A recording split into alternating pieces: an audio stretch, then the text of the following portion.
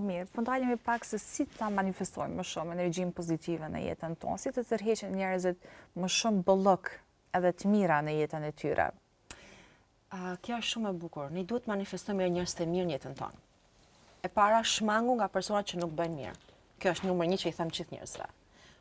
Jo me sarkazm, jo me inat, jo me mri, themun, por thjesht me dashuri, me thënë, okej, ky shok, kjo shoqe më bën mirë, kjo nuk më bën mirë jetën time.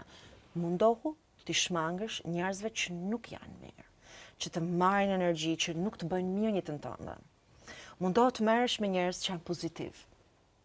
Në momentin që ti merresh me njerëz pozitiv, do të takosh edhe njerëz të tjerë që janë edhe më pozitiv. Së dyti, ka mantra, ka afirmacione që ti lidhesh, ka numra, kode të ndryshëm. Dhe nëse ti lidhesh me ato numra ose me mantra, për shembull me afirmacione pozitive, mantra është thjesht një afirmacion pozitiv, fjalë pozitive, që ti mund ta bësh vetë mantrën. I them nuk ke nevojë të marrësh mantrat as të Indis, as të Kinës, as Japonisë, as kërkujt. Ti ke mundësi vetë. Unë kuptoj të përdori mantrat të gjithë botës, sepse ka mantra, domethënë ka afirmacione. Dhe i thua vetes çdo mëngjes kur zgjohesh. Ka dhe orare të ndryshme. Kush don dashurinë, do të lidhen me orën 7. 7 mëngjes o 7 të darkës. Kush do dashurinë e vërtet.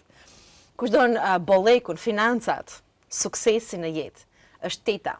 Dhe është teta e shtrirë. I them ne, jo teta kështu, por është horizontal kështu. Dhe i them tetën e shtrirë ta bësh me duar dhe të lidhesh me tetën, me numrin 8. Edhe ta thush në orën 8 herë. Nëse bën në 7, ta thush 7 herë mantrën. Okay. Dhe afirmacioni është krejt kollaj. Ti i thu vetë, për shembull, nëse don financa të mira, thuaj financat e mia zhvillohen. Kontoja ime rritet.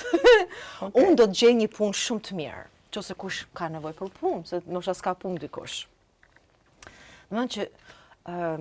Domethënë financat i nuk janë thjesht se si ne mendojmë.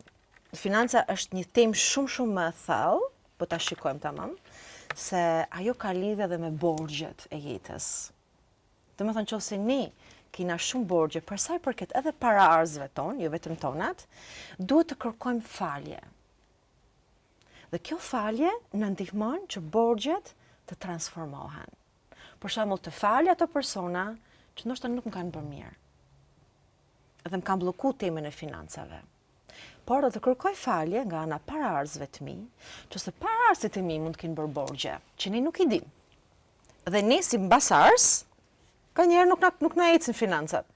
Dhe pse s'ecin financat? Se nga njerë ke temat, o të babs, o të nancë, janë atë temat që janë më të lidhura, më thellë, që i thash edhe herë që futesh në kasha dhe i shikon, dhe i thënë, wow, këtu ke këtë temë, këtë jetë, që ti akoma nuk e ke pastru, nuk e ke rregullu, nuk e ke balansu borxhin, dhe pastaj je i lirë, dhe vazhdon, dhe financat ecin, rrjedhin. Do rregullohen.